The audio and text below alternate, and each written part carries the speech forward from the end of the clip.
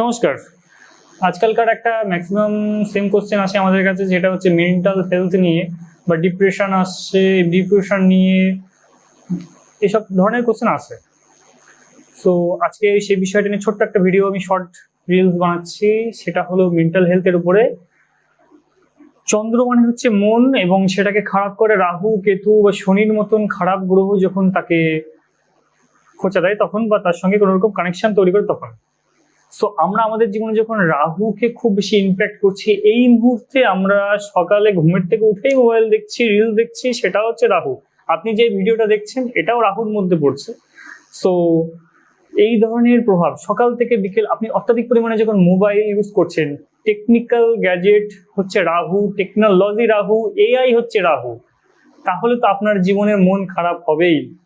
এক সপ্তাহ কম করে দেখুন, মন ভালো হবেই হবে, গ্যারান্টি।